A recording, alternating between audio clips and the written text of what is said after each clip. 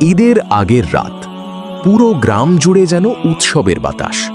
কোথাও গরুর ডাক, কোথাও বাচ্চাদের হইচই, কোথাও আবার কসাইয়ের দরদাম চলছে। কিন্তু গ্রামের এক কোণে টিনের ছোট্ট ঘরে বসেছিল রাকিব, মুখটা গম্ভীর। তার মা বললেন, "কি রে, এত চুপচাপ কেন?" রাকিব দীর্ঘশ্বাস ফেলল। সবাই কুরবানি দেবে, শুধু আমরা পারব না। রাকিবের বাবা কয়েক বছর আগে মারা গেছেন। সংসার চলে তার মায়ের সেলাই আর রাকিবের ছোট্ট মোবাইল সার্ভিসিং দোকানের আয়ে। কোনো মতে ভাত জোটে, কুরবানি তো দূরের কথা। হঠাৎ বাইরে থেকে আওয়াজ এলো, "এই রাকিব, বের হ, বড় খবর আছে।" এটা ছিল তার বন্ধু সোহেলের গলা। রাকিব বাইরে বের হতেই সোহেল উত্তেজিত হয়ে বলল, "শুনছিস, চেয়ারম্যান সাহেব এবার নাকি সবচেয়ে বড় গরু এনেছে, নাম দিয়েছে বাদশাহ।" রাকিব মলিন হাসল। ভালো তো। সোহেল বুঝতে পারল বন্ধুর মন খারাপ। সে একটু থেমে বলল, "দোস্ত, মন খারাপ করিস না, আল্লাহ চাইলে একদিন তুইও দিবি।" রাকিব মাথা নেড়ে ঘরে ঢুকে গেল। কিন্তু সেদিন রাতে তার ঘুম এলো না। সে বারবার ভাবতে লাগল, কুরবানি কি শুধু ধনীদের জন্য? পরদিন সকাল, ঈদের নামাজ শেষে পুরো গ্রাম জমে উঠল। সবাই নতুন কাপড় পরে হাসি মুখে কোলাকুলি করছে। চারদিকে তাকবীরের ধ্বনি। রাকিবও নামাজ পড়ে ফিরছিল। এমন সময় মসজিদের ইমাম সাহেব তাকে ডাকলেন। "রাকিব, একটু দাঁড়াও।" "জি হুজুর।" ইমাম সাহেব মুচকি হেসে বললেন, "তোর দোকানে কি আজ সময় হবে?" "হবে।" "তাহলে নামাজের পর আমার বাসায় আয়, একটা কাজ আছে।" রাকিব অবাক হলেও রাজি হল।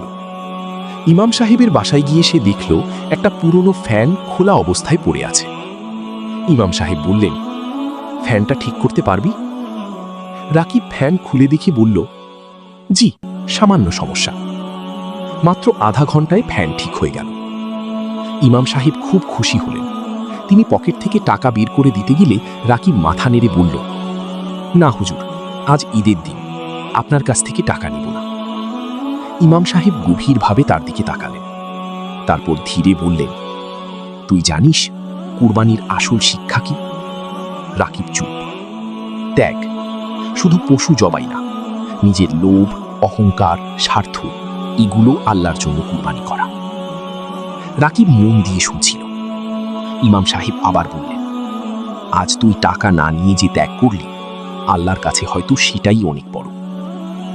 কথাগুলো রাকিবের হৃদয়ে গিয়ে লাগল। সন্ধ্যার দিকে একটা মজার ঘটনা ঘটল। গ্রামের চেয়ারম্যান সাহেবের বিশাল গরু বাদশাহ হঠাৎ দড়ি ছিঁড়ে পালিয়ে গেল। পুরো গ্রামে হুলুস্থুল পড়ে গেল। কেউ দৌড়াচ্ছে, কেউ চিৎকার করছে, "ধর ধর ধর!" গরু সোজা বাজারের দিকে ছুটছে। মানুষ ভয় পেয়ে দোকান বন্ধ করছে। ঠিক তখন রাকিব সামনে এসে দাঁড়ালো। সোহেল চিৎকার করল, "পাগল, সামনে যাস না!" কিন্তু রাকিব ছোটবেলা থেকেই গরু সামলাতে জানত। সে দ্রুত একটা কলা গাছের পাতা এনে গরুর সামনে ধরল। আশ্চর্যজনকভাবে গরু থেমে গেল। তারপর ধীরে ধীরে শান্ত হয়ে দাঁড়িয়ে পড়ল। সবাই হতবাক। চেয়ারম্যান সাহেব দৌড়ে এসে বললেন, "বাহ, তুই তো আজ আমার লাখ টাকার গরু বাঁচাইলি!" লোকজন হাততালি দিতে লাগল। চেয়ারম্যান সাহেব খুশি হয়ে বললেন, "বল, কি চাই?" রাকিব লজ্জা পেয়ে বলল, "কিছু লাগবে না।" কিন্তু পাশে দাঁড়িয়ে থাকা সোহেল বলে ফেলল, "ওদের বাসায় এবার কুরবানি হয় নাই।" চারপাশ হঠাৎ চুপ হয়ে গেল। চেয়ারম্যান সাহেব কয়েক সেকেন্ড রাকিবের দিকে তাকিয়ে রইলেন, তারপর হাসলেন। রাতের একটু আগে চেয়ারম্যান সাহেব নিজে কয়েকজনকে নিয়ে রাকিবদের বাড়িতে এলেন, সঙ্গে বড় বড় প্যাকেট। রাকিবের মা অবাক। চেয়ারম্যান সাহেব বললেন, "এটা শুধু গোশত না আপা, এটা আমাদের পক্ষ থেকে ভালোবাসা।" প্যাকেট খুলে দেখা গেল প্রচুর গোশত, চাল, সেমাই, এমনকি নতুন কাপড়ও। রাকিবের মায়ের চোখ ভিজে গেল।